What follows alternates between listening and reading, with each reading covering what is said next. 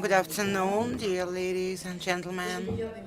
I'm happy to see you here at this round table. I think that if somebody is a little bit late, then he will suddenly arrive. It could be due to heavy traffic in the city. So the topic that we will be discussing today is so close, so dear to our hearts, to the heart of professionals. So this is design of public spaces, public environment. We, as the organizers of today's roundtable, thought that it would be better to bring a little bit of a discussion nature to this roundtable, and by the end of the day, maybe we should come up with a kind of a memo or a resolution that would make our work more productive during this hour and a half. So we decided that the topic design of the city or urban environment, there are two components. First, communication and interaction between architects, designers and authorities. And the second component, community or general public and its interaction with creators, namely designers and architects. So both subjects are really burning, and I would like to remind you, and it is absolutely evident, that all architectural creations serve to the society. And people are very worried about the place they live in and the quality of life. But we often encounter a situation when society doesn't understand creators, architects, and designers, and maybe sometimes systemic communication is lacking in the interaction between authorities. Well, and I mean here Moscow authorities or authorities from other capitals directly with executors. So, dear friends, not to waste time, let us start.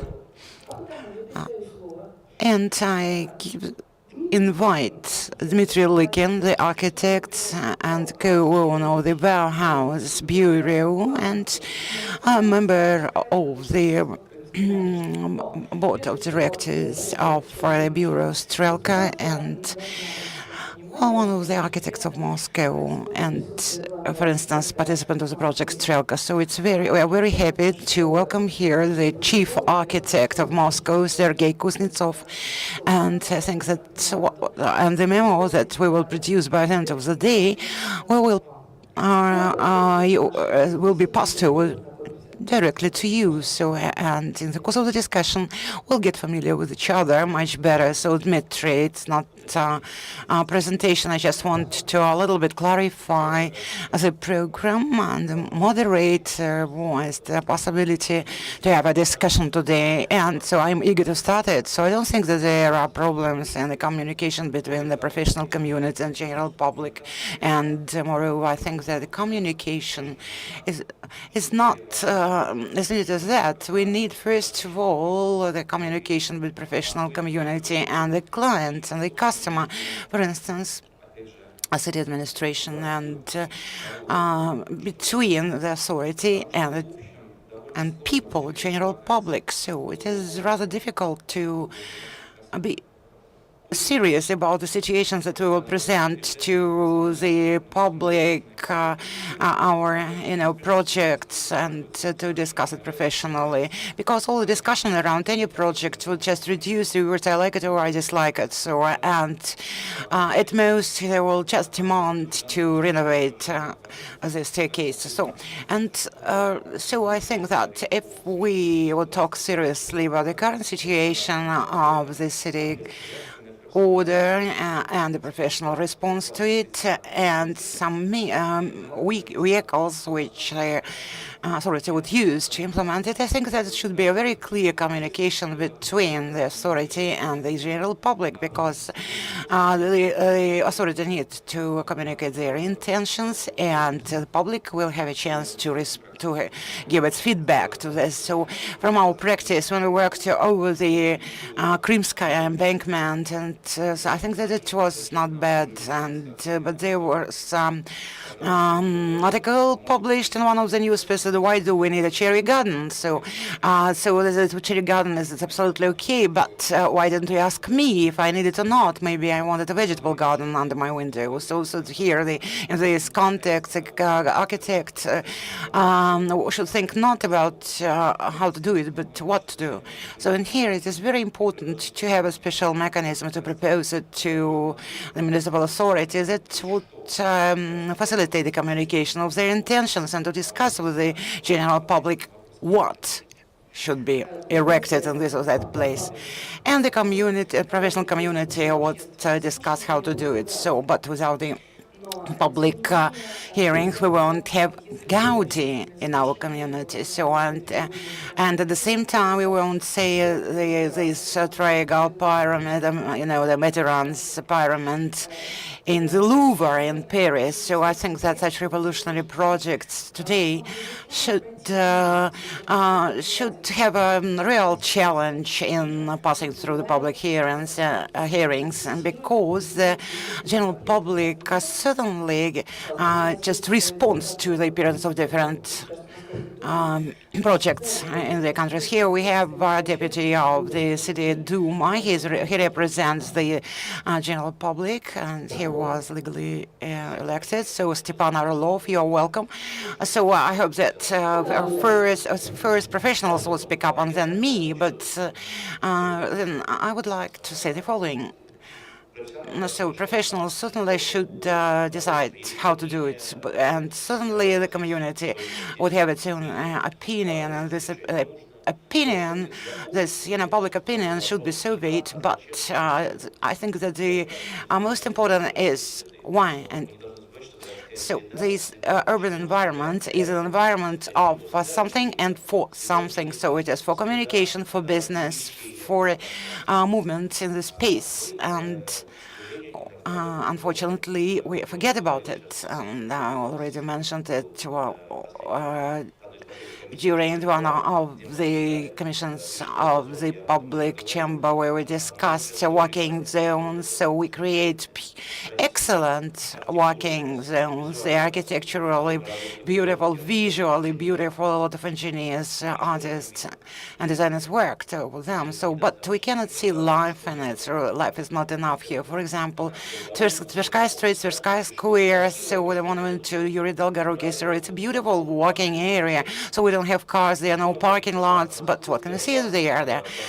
The banks, Moscow Bank, the Sberbank, the Mostroy Bank, Azerbaijan Bank, and the Moscow Broadcasting Network, and the Moscow General Prosecutor's Office. So instead of restaurant Aragvi, we have a foreign bank. So tourists come there, walking around, but why?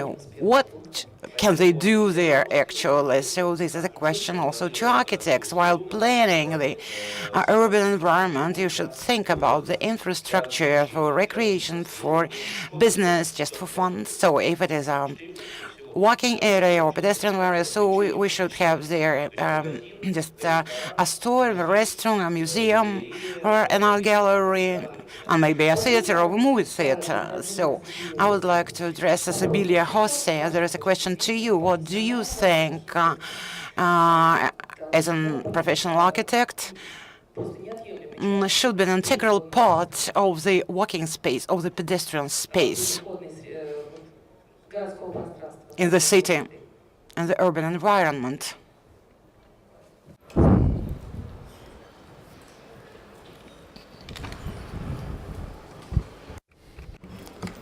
Thank you. I'm not sure that with this tendency to talking about of the public urban space specifically as a possibility to the pedestrian, One of the questions that is important, in my opinion, to know is that the evolution of the public space along the history is very, very strong.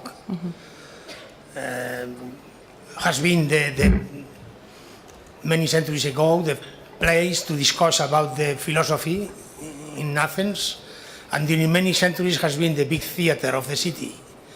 And unfortunately, in the modern, in the 19th century and 20th century, has been a space for the traffic. And the traffic is necessary but not very comfortable for the citizens, and then as a consequence, the people has reactions against the massive use of the public space. But it's much more complex. In my opinion, the public space is the Spain of the urban order. It has been during many years the platform for the fluxes of the city, for the movements, for the mobility. But now is the space for interaction, for the relationship, for the interchange between the people. And this is, in my opinion, the most important. It's not, I don't like talking about of the pedestrian because it's a very reduced possibility. Thank you. Thank you for your comment.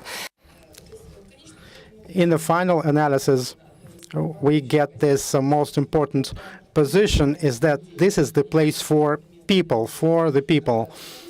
Okay, now I'd like to ask Ularo Mark from Estonia. He represents Tallinn and all the great urban spaces that they have, some of the best in the world in terms of their beauty. How do you build in your department this interaction with the authorities? How do you get your orders? Is this a system? Is that a system or not? Please tell us a few words about that. It's both.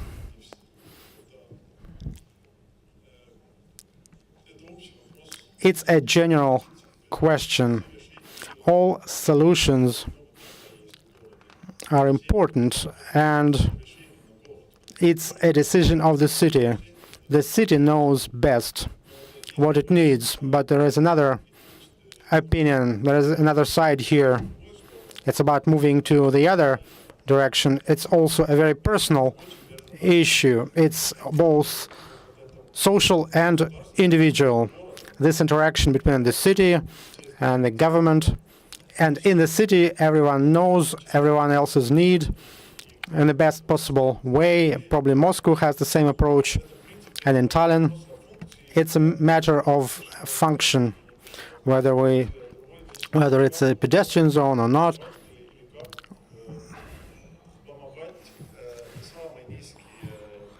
So we need to consider all levels of society. We have the young people who are creative, and we need to offer them space for some small projects of their own, maybe some pathways or roads for them. Maybe it's about the scale of your country, which is significantly smaller. No, we are talking about the scale of a human being. This is the smallest unit. And also, we need neighbors. What could you offer to Moscow? Did you have a chance to take a look at Moscow during your visit this time? Yes, I took a look at Red Square, and well, of course, I came to Moscow before, and I feel that there are some beautiful locations, but with history. But you kind of miss this first ground level, this small scale locations.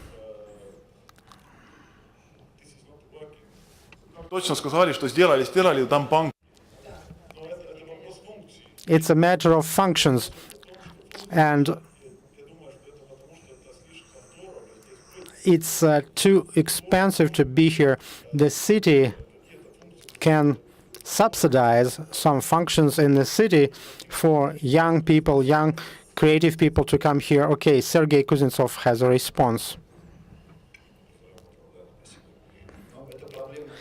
it's a problem. Someone mentioned it's a problem of architects who misplanned things. Yes, that may be a problem, and we talk about a lot about development, urban development, especially on the periphery, in the districts where the development did not create the kind of public space, and the ground floor level is not used, and some of those residential areas are in the middle of the field. And but even with more humane approach in the center, where you could use some useful functions that are useful for the society, and with some free access, the problem is not about the planning. The planning is there.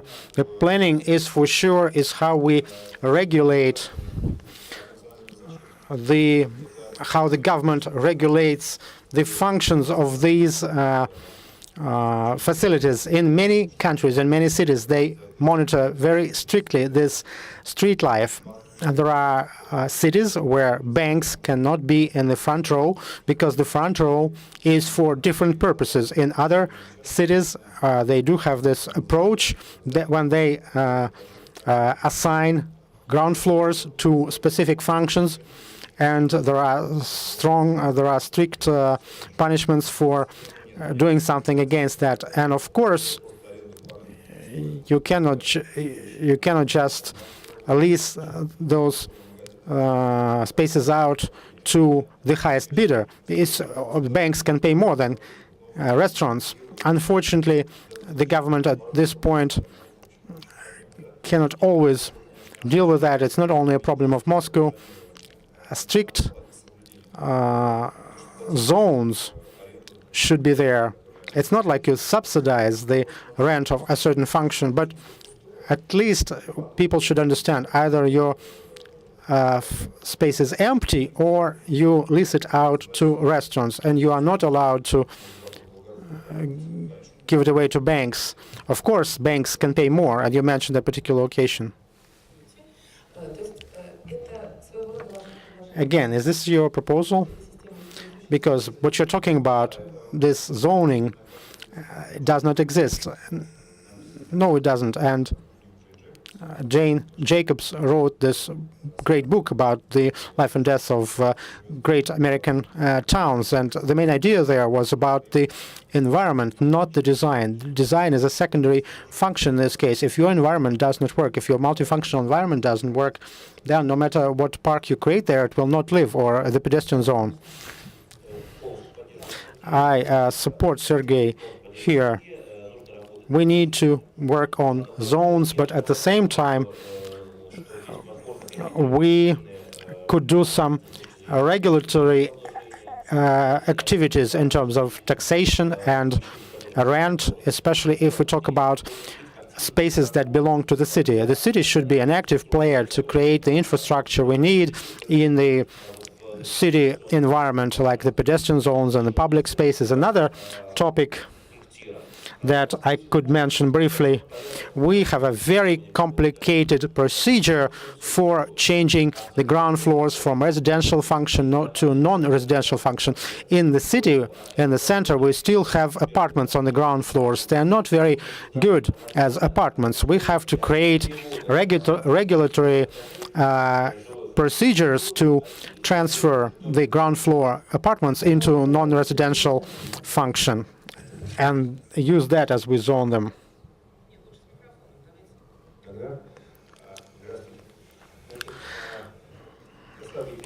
I'm not a very good expert in theory, but I'm more of a practitioner. Many of you may be aware of our design center. Let me introduce to you to the others. Sergei Desatov is the director of Moscow Design Center Art Play. Our design center is a small quarter of the city, and it is managed by us. We also have ground floors and upper floors, and we zone them ourselves as a commercial organization that lives according to the profit paradigm. But in any case, the shareholders want money.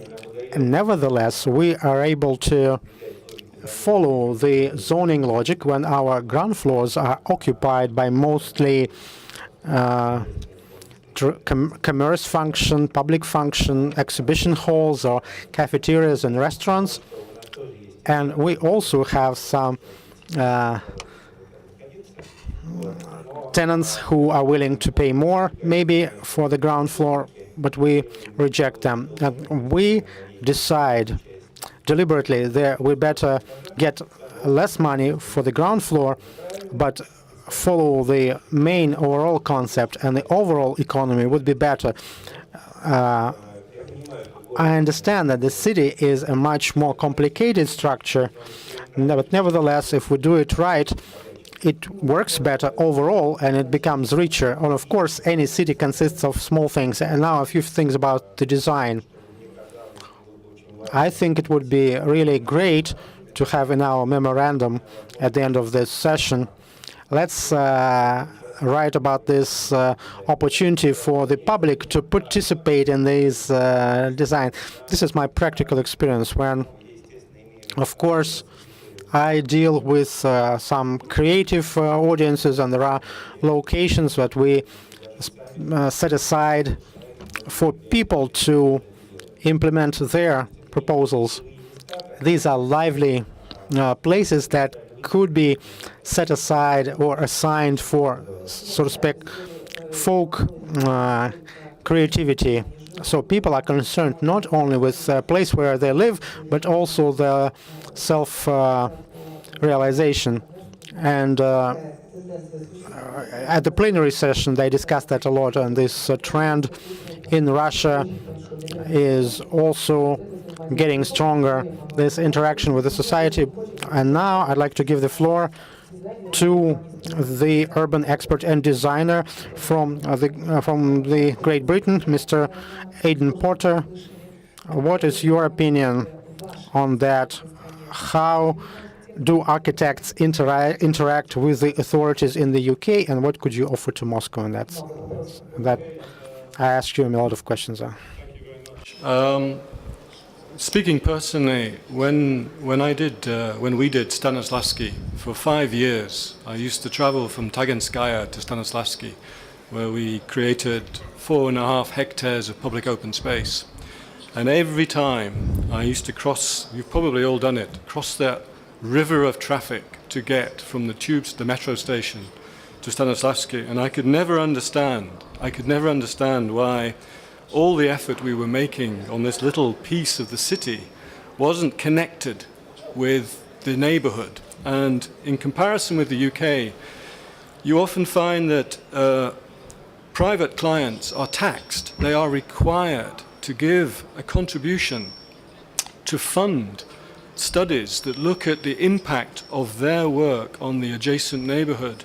And I still feel in Moscow that although there are pieces of the city where wonderful things are being achieved, fantastic things, I think the connection of pieces to public access, true public access, is disconnected. And I think the people who could do it are the people who are involved in the local projects. I'd still love to solve the problem of that movement that I did every day to Taganskaya, but I think it's this disconnection that is the big issue, because this is the public realm. This is where the problem is, and this is where the city's broken. And I think the relationship of the authorities to the private sector and architects and creative people and the local communities and neighborhoods, trying to figure out the implications of development in their neighborhood to suit the particularities of the neighborhoods, that's the real challenge. Спасибо большое. Может быть, я обращусь к Сергею Кузнецову. Now I turn to Sergei Kuznetsov. Maybe he could comment on that. That's a very that's an issue for the developers and the authorities and the communities, how to integrate these new projects into the environment that has already existed. And there's this thin line between how everything is implemented and how these projects are intertwined. What is going on now, even when we have comments on the projects, and we look at a lot of projects today, we always try to follow this line, how this project could be integrated, because for a long time, unfortunately, of the last many years, Moscow was developing in the wrong direction. The very discussion about the public space was not there at all. What is this space between individual projects? Nobody knew who was responsible for that, because the city viewed, or everyone viewed this space as a way for transit from one place to another, from point A to point B. Even our walking pavements were calculated based on how much human traffic it can go through. If there is a house nearby, this building nearby, and this ground floor issue, how this ground floor is connected with the location. And those issues were not even discussed. And we have huge inertia today. There are a lot of projects that we get and that are designed. Still, they lack that. The authors do not care about that. And here I support one of my colleagues, and it's an issue about architects. First, the city should create certain ideology and regulatory framework. The investor should respond to that and get that ideology, say, I'm ready to pay attention to that, and the architect should remember all that. And as they design, they should consider that, and they should say, yes, we have this set of buildings, but at the same time, they have some more private in-house space and more public space outside that could be open not only for them, but for someone else, and these functions of the ground floor level. And also, it's important to shift from this old paradigm when a project is successful, when fewer people can enter it. You have a fence, you have a... If you look at the advertising of developing projects, they emphasize this idea, gated community, we are fenced, we are gated, we are enclosed, and we want to be counterproductive in this sense. Everyone is talking about good public spaces, but they don't want their personal space to contribute to that public space. Everything is great, but don't touch us, is what they say. And of course, we need to change that. I agree with my colleague here, and we have been aware of this project for a while, and it's an issue of regulatory norms and economic regulation, and what we have just heard, and a comment. And of course, it's not some city of the future, but the nearest future of our city, of course, if it works, and we wish you success there. And of course, we will help you with our suggestions. Okay, one other comment. Let me remind our guests from other countries that in this new public space we have existed since 1991. And this very short amount of time that we had to change, I think we did a lot in that short amount of time. Of course, we could not be compared with London and other great capitals of the world that we have. They did not have such shocks in their history, in the recent history. And now Irina Karbina from Shusov Museum. За этот коротенький тайминг мы и For this short period of time, unfortunately, we lost a lot of public spaces. Our actually reduced to like a shade green skin, and in Soviet times, public space was actually empty. All the squares and were rather clumsy, so where we designated for some periods, which were carried out twice a year, so they existed. And for a short period of time, since the perestroika started, so they shrinked and shrink dramatically, and it was an expansion of business activities in the city. I just want to remind you that the public spaces shape the city and each business expansion as a kind of splitting our city into individual fragments, maybe one in a system, in the relations, and Dmitry Likin also, when participating in our dialogue, talked about this a systemic approach, which is lacking in this work. So I'd love to respond to Mr. Kuznetsov's phrase about the ideology of public space and draw your attention to public space of Moscow center, which exists nominally, but actually it doesn't exist, because it is known about Moscow that money is not spent in this city, money is earned in this city, and Moscow downtown is not friendly for pedestrians. There is an idea, and we try to promote it. Well, actually, we've been promoting for 2 years, and it's been supported. And Moscow downtown has a great potential of cultural involvement, and Moscow center consists of landmarks and statues and monuments, and there are some legendary cultural landmarks are located here in the walking distance and some 5-7 distance from each other. So if they would be interconnected by a special architectural route or some art spaces, on the quality of Moscow downtown would certainly change for the better.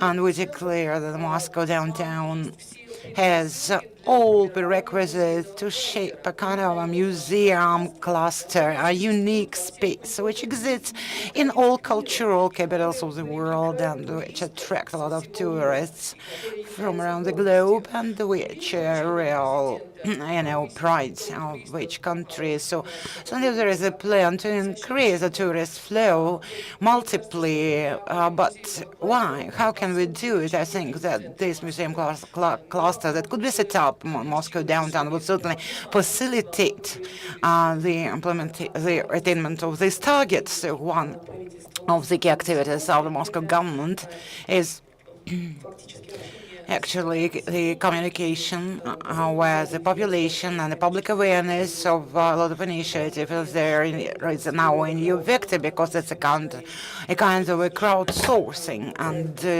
an excellent project was presented by the Institute Moscow ID by the Bureau of Strelka. So it's also Moscow outsourcing. It is done not by the population but by professionals. I think that the Strelka Institute would also just put it into its focus. And I would like also to add that we had a series of public hearings and discussions in this area. So, and this topic and this project was supported absolutely there. So, and I would like to respond to Dmitry Lekan's narration. So I spent, I organized a lot of public hearings and, understand how to communicate with the population, including city psychos. But I wouldn't exclude this from our professional goals. Because the countries that are on the top of the modern architecture, such as Holland, Germany, Switzerland, have a very highly developed institute of the kind, and the democratic society certainly should implement it. Thank you, Irina, and I give the floor to the art director, Artemy Lebedev's art studios. It's like Harvard cinema, in our country. So, what is your opinion about the topic that we are discussing? Maybe you would propose something, also suggest. So, good afternoon. I would like to touch upon another matter and agree with Dmitry that there are quite a lot of, taste-based solutions and opinions.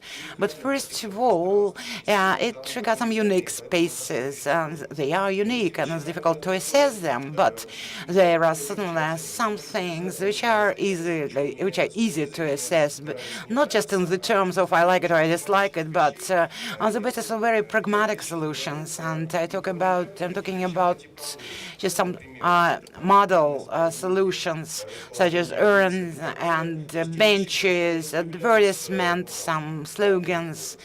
In the cities, they are not maybe the most important, maybe they are not key points of the city, but the details are also important, and devil, is in the tail. So, and there was a very interesting project for for putting into order of different advertisements in cities, in the streets of Moscow. So the project was successful. A lot of people say that they also need it in their cities. So there are better arrangements of advertisements in the city space. So certainly a city needs certain freedom and a diversity of forms and kinds of operating, and also as any city needs standards and norms for, placement of advertisements and signs and different billboards.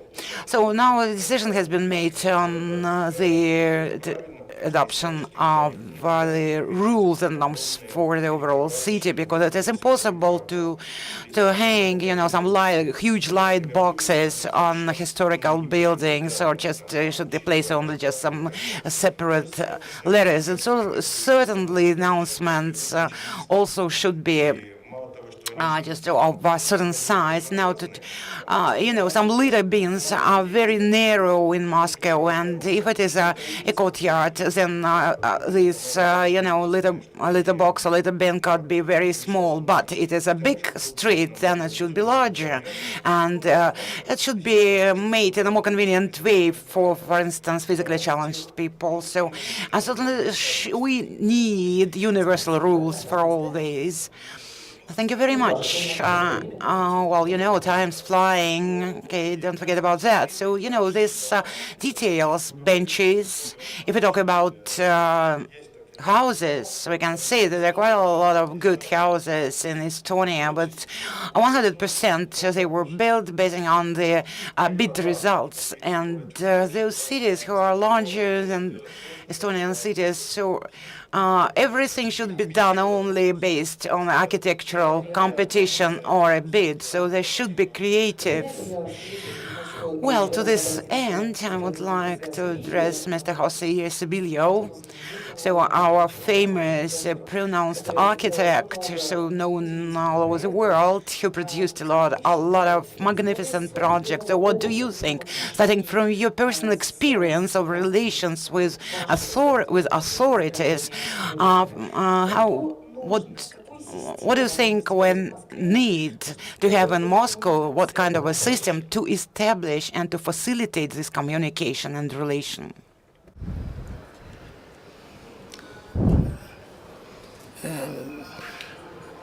I remember that my first visit to Moscow here in 20 years ago, when we are very surprised for the perestroika, for all the process that was here. In that moment, the process of Moscow should be possible to compare with the process of Barcelona, because we thought in that moment that the new democratical conditions should be the best theater to produce, but this is not true.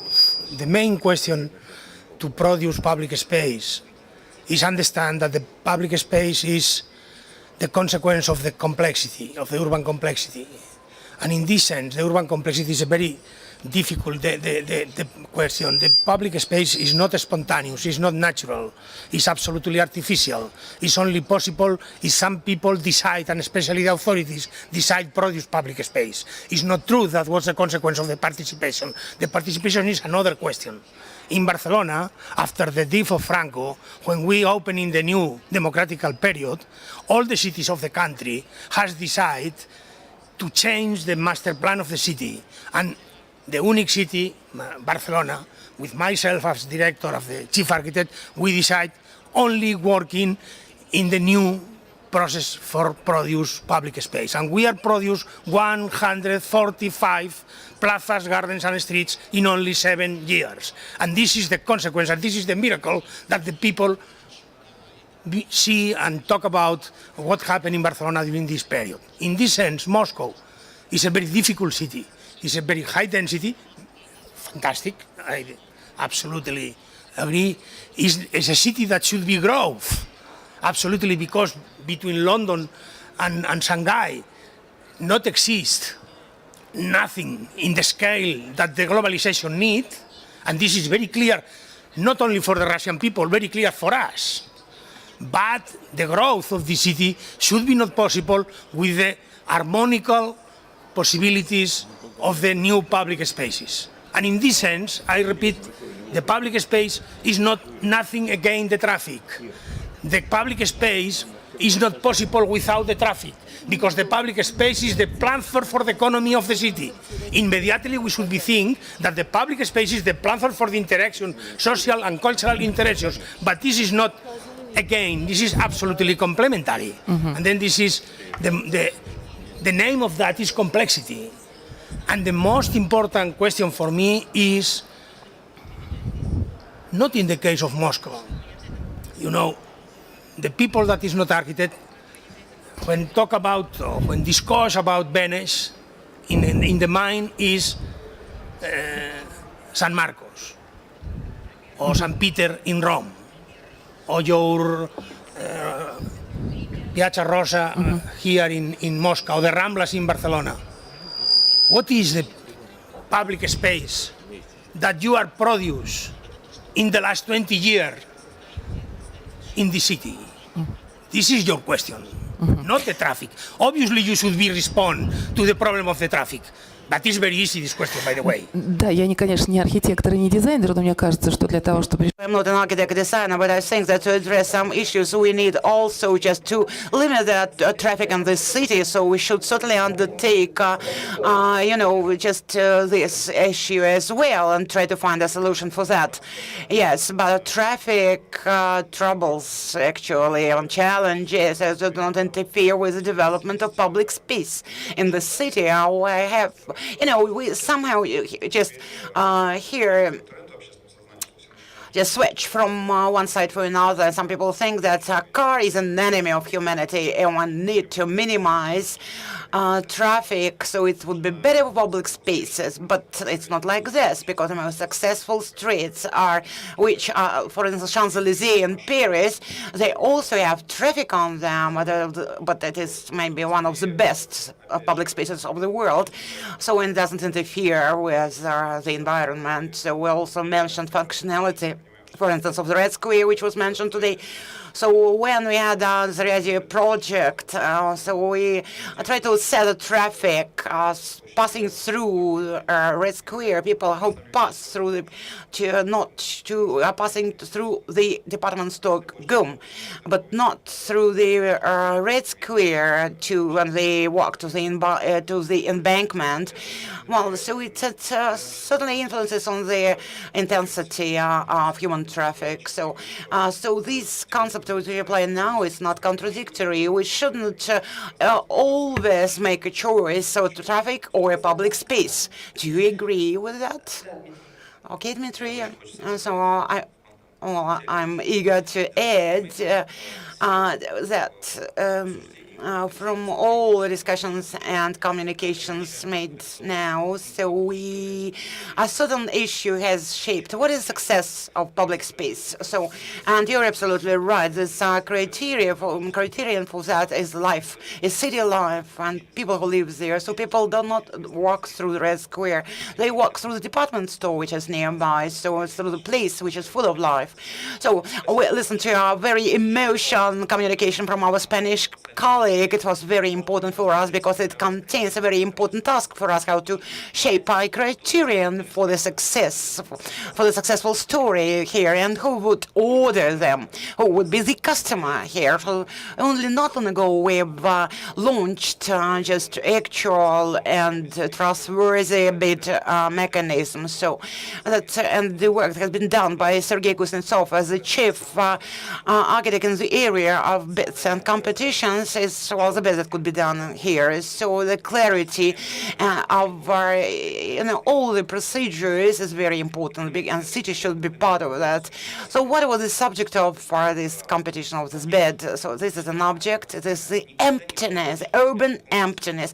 So it's never been the object of our bid. So it's we didn't have any precedent before the Zariadi project, and now we are full of hopes. So and the main consumer of programming or formulating public space are city administration related with utility services. These are the capital repair department, for example, who have a special budget line for city development. They have money for that. They can place orders with some companies which win a bid, and as a result, we'll have an excellent public space which will look like a cemetery, like a graveyard, where everything will be put into order. Yeah, so it's one of the most important things is to bring the architecture back, the right to formulate, to word the criterion for the success in this area. So I don't mean the execution of such projects here. Well, so this is a great suggestion. Well, should the criterion of success be included into the standard? No. Well, it is not as impossible as that, as it seems to be. I believe you. So, but we should, calculate everything here. In the previous urban foreman, my colleague first made measurements, and it turned out that in Tversky Street, which is wider than Bond Street, their trafficability, the human trafficability is triple lower than in London. So maybe we should just, first of all, have a clear understanding of what's going on in different places of Moscow, in different public spaces. And okay, Alexander Skokom. No. Maybe. Okay, I'm sorry, Alexander Kudryavtsev. So I've been the chancellor of the Moscow Architectural Academy for 20 years. So maybe you should know me. Maybe you're the only person here who does not know me. I am from TVs. Everyone knows you, and you don't know me, unfortunately. So. You were talking about, this.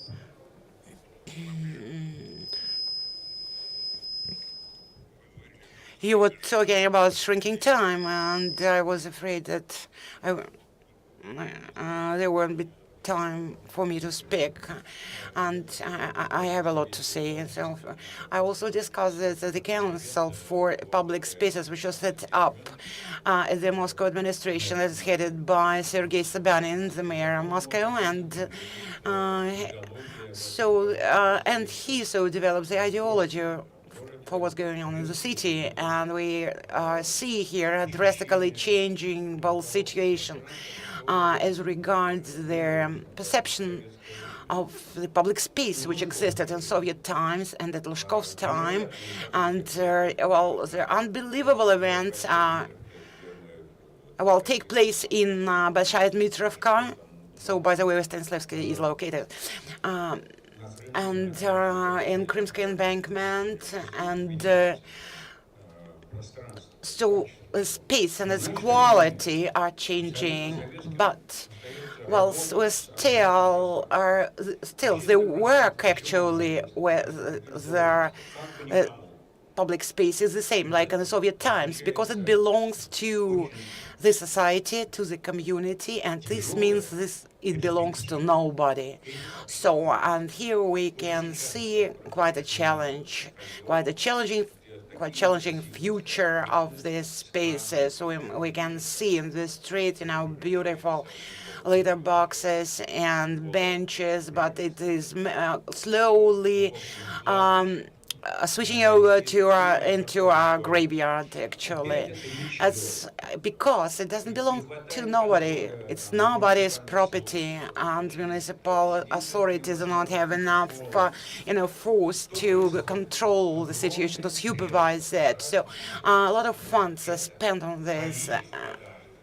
But we had a form in the Soviet times like this. So by New Year or to holiday, Muscovites get a present from builders of Moscow.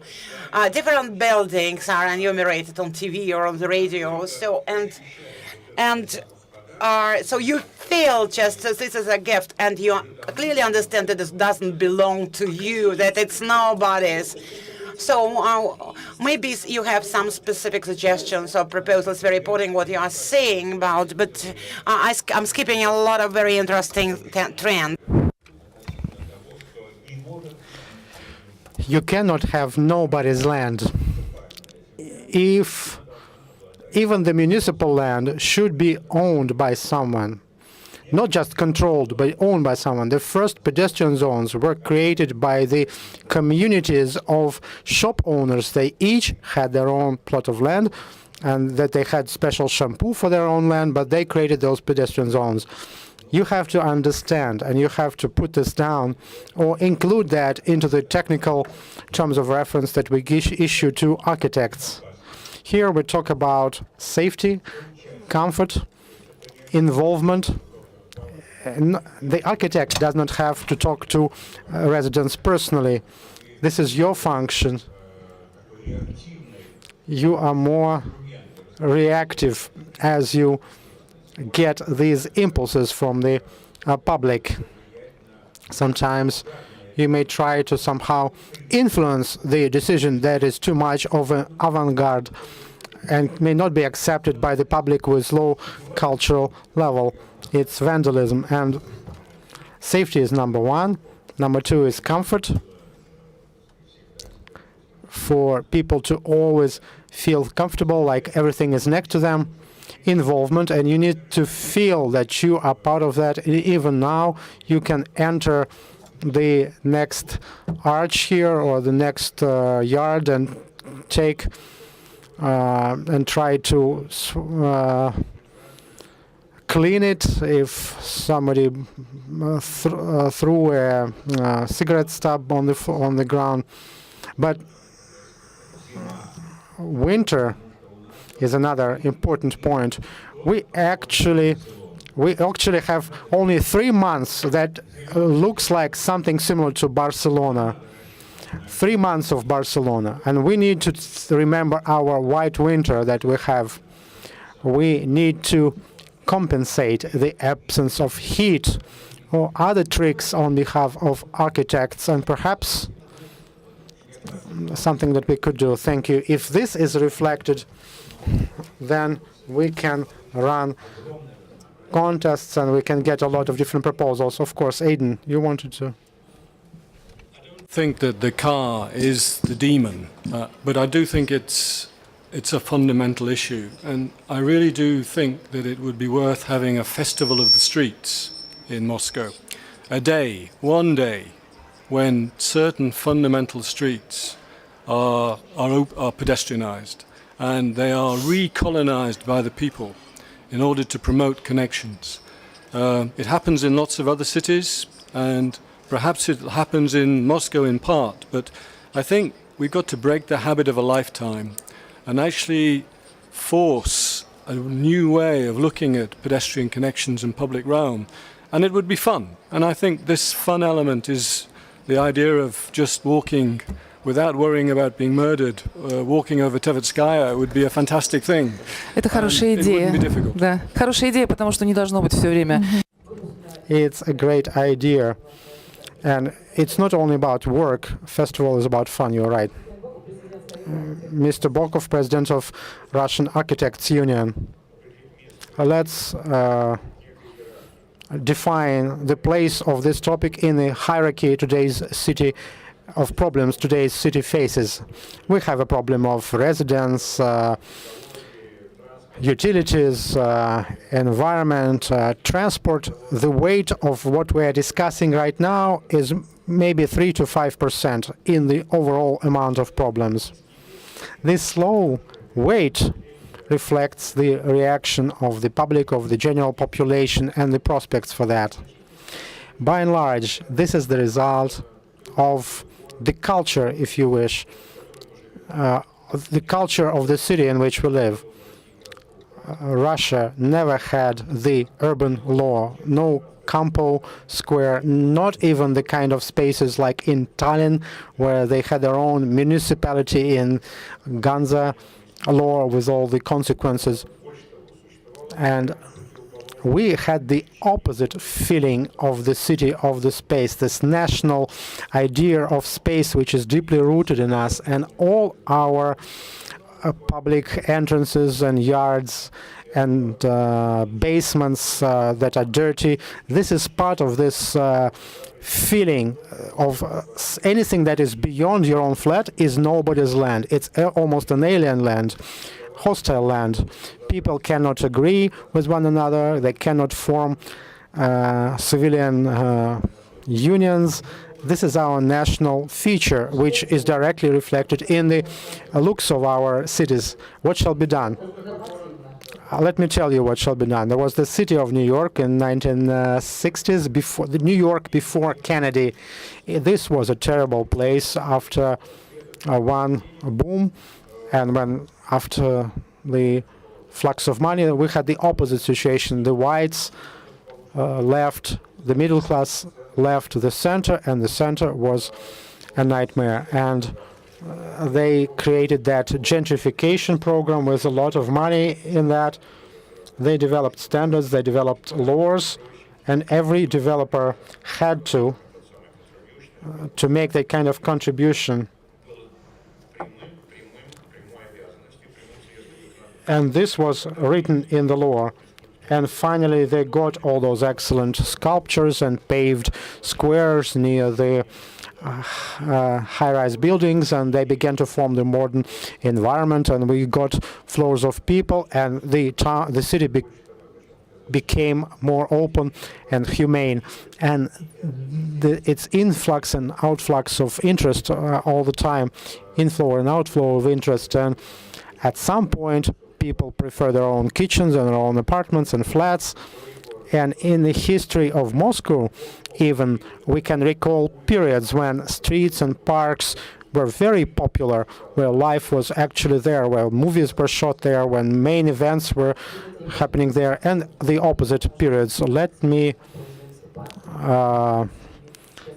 say this. Now, we've been using parks a lot. For example, our local park near where I live, I know where to find my family. They're always there. My friends are always there. And we will have time for you later. Andrei Grinev from the Art Quartal Union of Creative Associations. My friend had a birthday recently, and that's why I'm drinking water right now. Congratulations. It's your fault.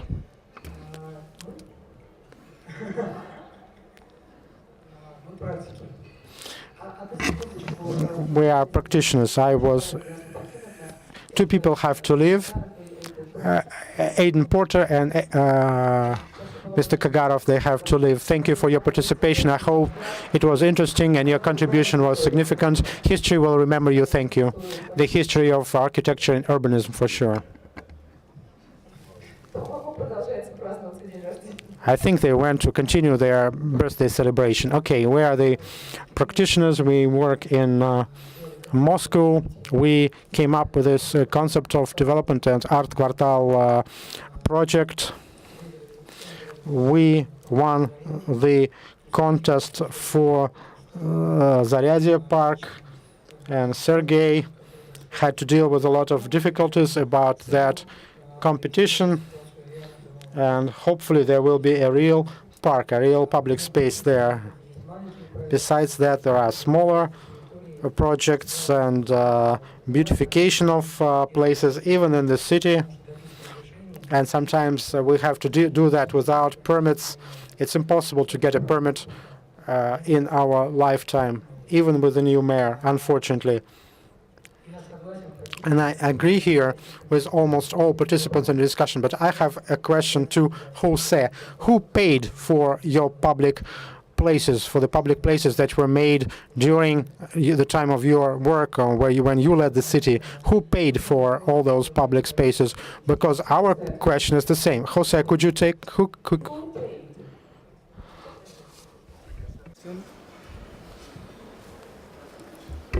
The production of the public space is not expensive.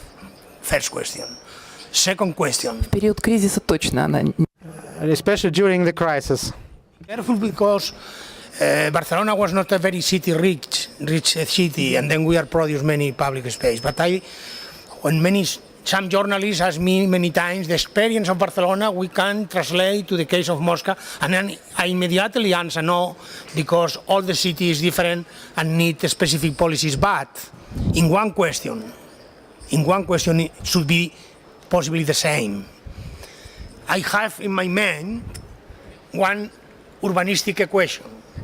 The main problem of Moscow is the traffic.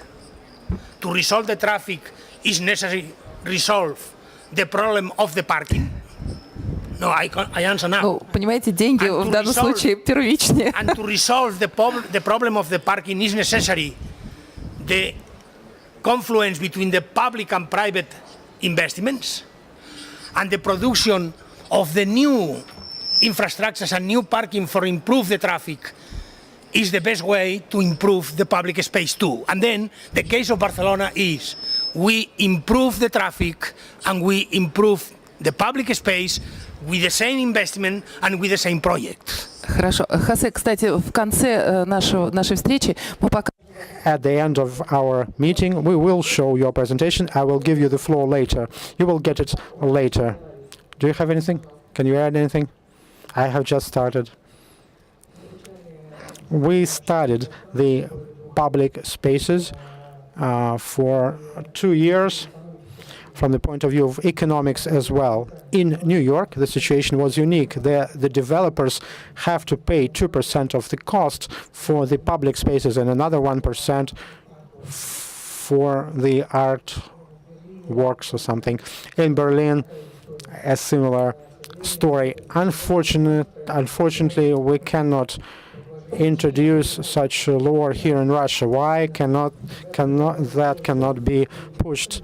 We even wanted to offer that. Your task now is to make your proposals. You think that this Department of Public Space should be created. That's number one. Number two, when you introduce this norm, and by the way, where do we get the money?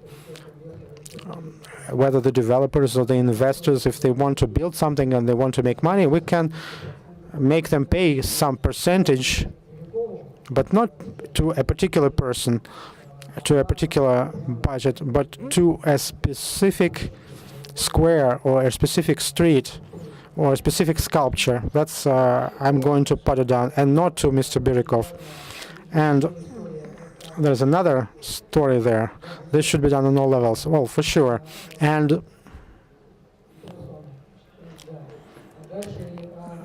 then when we have this expert council with the Moscow administration, we also say that some citizens are willing to pay for the beautification of their own territory, but it's very complicated on any level.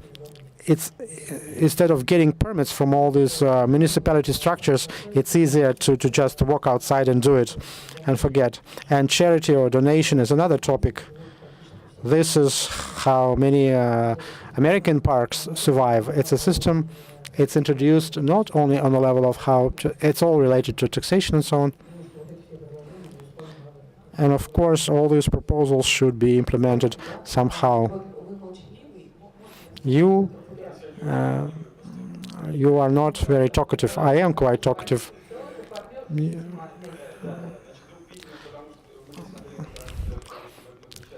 We are part of Zaryadia project.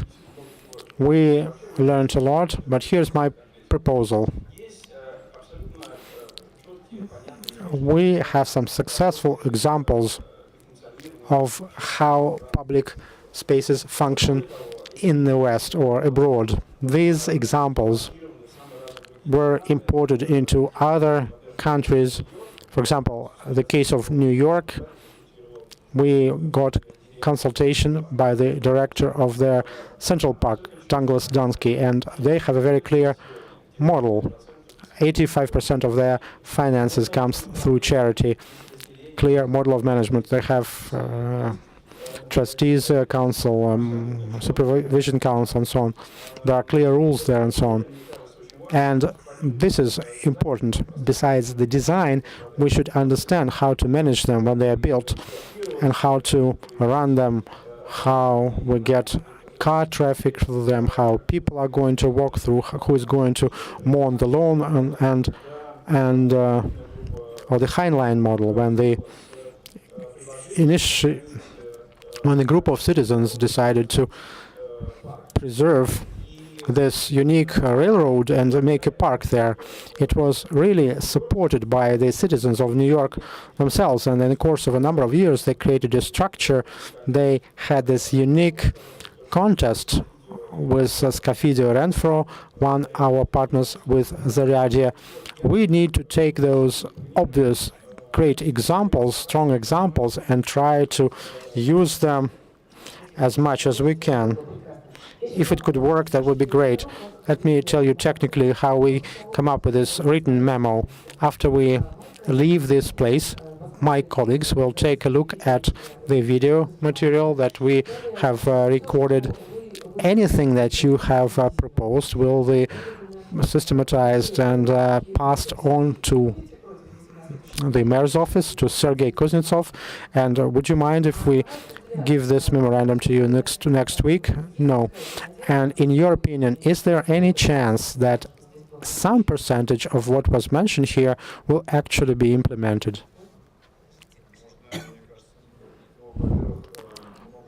First of all, a lot is already being done.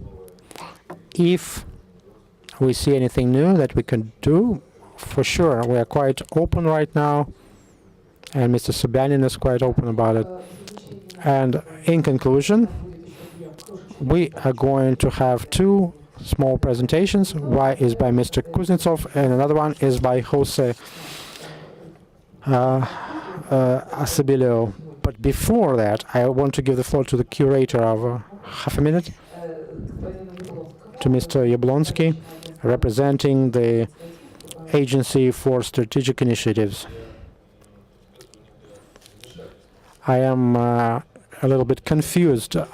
It's great what I heard here today. The cases and the ideas were useful as a resident of Moscow, as a person who has lived in the city for a long time.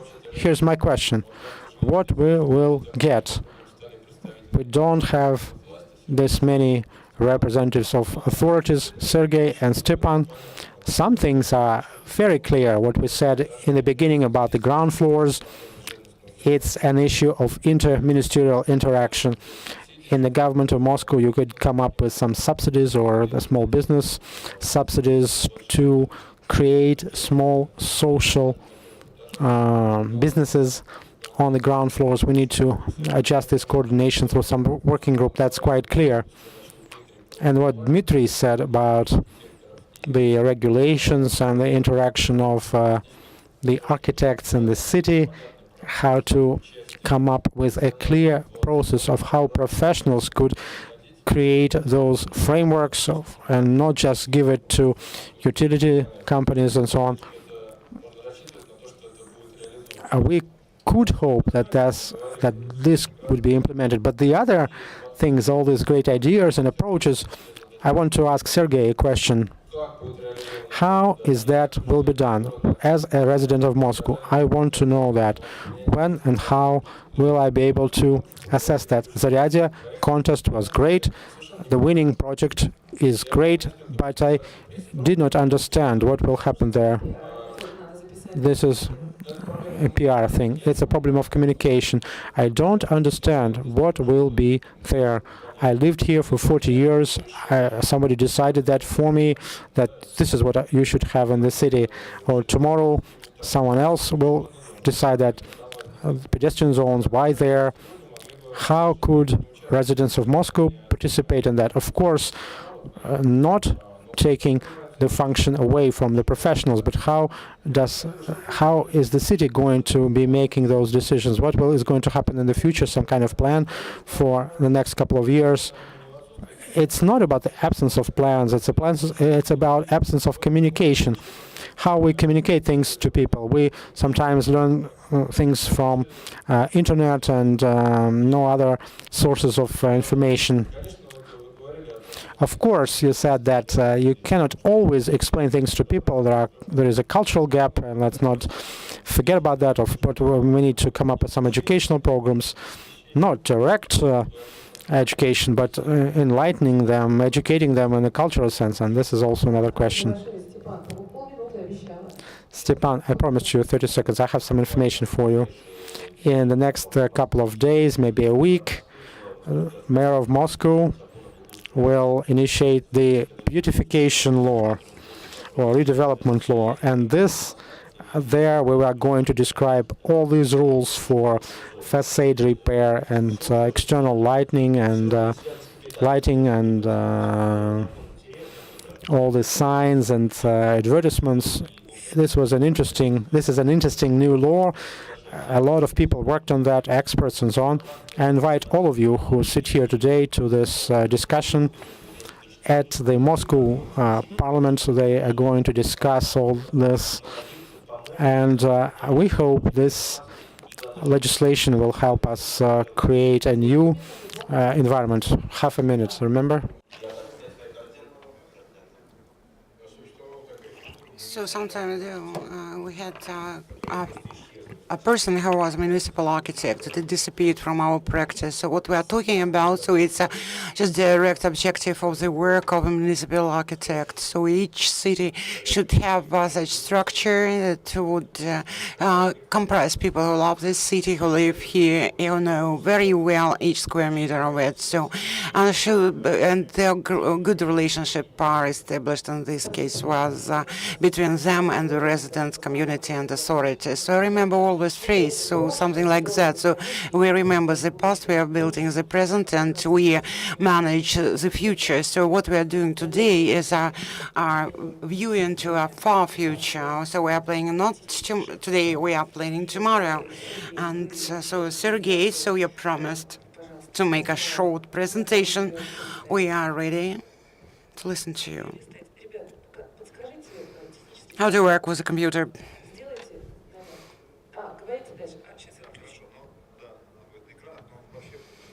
You'll see it on the displays. So it was supposed to be at the beginning of our discussion, but it's now it will be kind of summing up. So first of all, how to impact the authority, how to impact municipal projects. There are quite a lot of machinery for that available today, and well, that's you know, if you are interested in the ready project, you can see here because it's on display in the Shushev Museum of Architecture.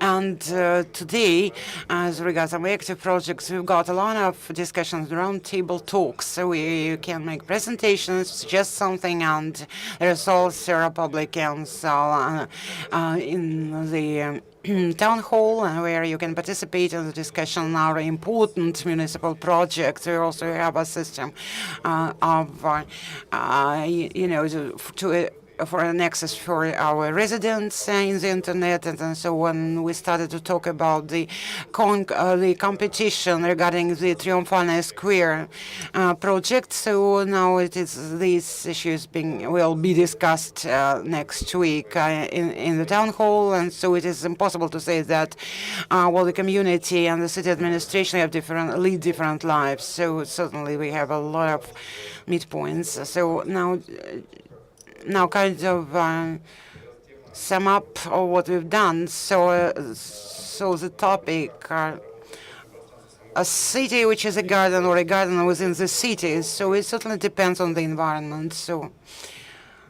next item. So while some look into history. So when this issue of the city improvement and planting of trees in the city started, so it started in the 19th century, and while we proposed some green spaces in the form of gardens and parks, which had a very important social and cultural roles in the life of the city. And then we have town planning, which shapes the environment. So this is Corbusier's ideas, urbanistic ideas, and well, I'm, just leaping, and skipping some things. So, and then the system of the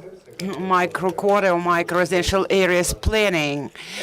So it was first the concept originated from the functional program, but from the great massive of data and texts. So we changed the situation, and just we invented our new scheme for planning, which had certain pluses and minuses, and which had certain value. But this system of planning just diverted us from the understanding of public spaces, which exists in Russian and European sentence, and which we like so much. So this is to illustrate how these spaces look like. So they are just nobody's spaces, and as you can see, and so authorities try to do something about that, and try to to improve the situation, try to make them not so shabby. And the planning means that these spaces are kind of a hostile area. And so this illustrates very well with these words. So here you can see the difference. So this is a map of Moscow. So here, this is a district, Oktyabrskaya Pole and Shukina, which are located close to each other. And you can see how the old system was destroyed, so which was, made in a good order. And now it's become a good street and human-friendly with, just good and improved courtyards. And so on the right you can see a picture which looks like there's a city which is a garden, so there are a lot of greenery in it. And what's really going on there, so you can see in the pictures which I showed you before that, it's a kind of silent hill. And again, the same regards the parks. There are a lot of parks in Moscow, but there's an issue of equality around the park, equality of the environment of space around the park. So we already talked about that today, and it is just to illustrate what's been already said. This is Sokolniki Park, and another to compare the Central Park in New York. You can see they have different shapes and different functionality. So the city around the park and the public space today is kind of an economic tool that directly influences the cost of land in the city, and you should remember about the economic system of the town planning. Well, I was in Singapore not long ago, and I had a meeting with the director of the famous Singapore Park, and he said that the cost, this is the key to each issue in the city. It's absolutely an economic issue. These are not donations that are important here or some gifts. There's quite a normal, very regular economics-based situation. So now, again, getting back to the project Zaryadia, which this also is related to the issue of public space. And now here in this picture you can see the areas which were assessed as regards the operation of the park. So you can see that the age of the territory was also assessed, including the embankment. So and the cost of this land plot and the context, the integration of this project into the city tissue. So and then this is an issue of ground floors and in some industrial facilities, for instance, heat power plant, which is on the other bank of the river. These all form the public space of the overall city, including the public context, and that was taken into account during our competition. So as a result, and this is a response to those who don't understand what's going on within the Zaryadia project. So this is a result of the contest. So a multinational team is a winner, and of this contest, and certainly this is the basis for our further work. And now we're working together with our colleagues and NGOs. Marina Krustalova is here, who represents one of the NGOs. She is of great help for us, and I would like to thank her very much. So she is from Nadzor, or Architectural Supervision NGO.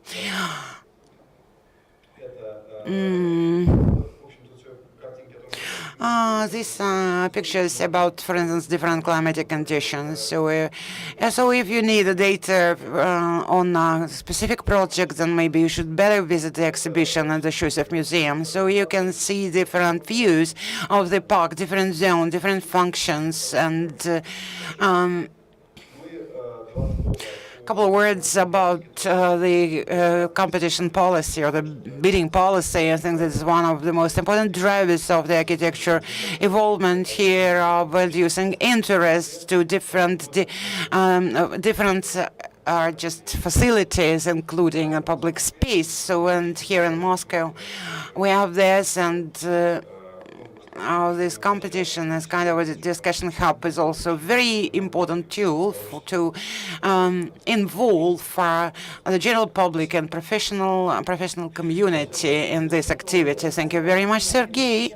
So we are not architects, so we represent this, civil society, but I would like to introduce such position into the memo is to enhance the interaction between the Moscow Authority and the Moscow residents. So these communications should be stronger, should be enhanced, should be intensified, and because we should understand our top leaders much better, we should better know them, and should be much more aware of what's going on. So I would like to thank you for the participation in our panel, in our round talk, and Karbina Irina, the director of the Museum of Architecture named after Shushev, brought us a short video. I know it should be very exciting. And if you wish, you can watch it. Thank you very much, and see you again. See you later. No, that's it. So the speaker's out of the mic, I'm sorry. So 10 seconds.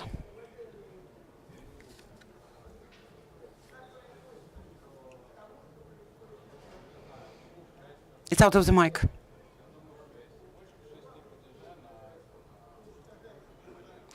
So what's your attitude to the barbarian destruction of the public space by different traffic interchanges, these huge butterflies that fly over the city? I think that, just a clever designer should work on the master plan to develop Moscow. I know that this person very often visits such events and puts such questions. So the issue of traffic interchanges is not in our competence. A lot of people think that we need them, but so the Institute of Master Plan, there are quite a lot of people who are designers and do it not only graphically, but also just implement some other jobs. So only 10 seconds for your presentation. Here is a video for you. Thank you very much. Bye-bye.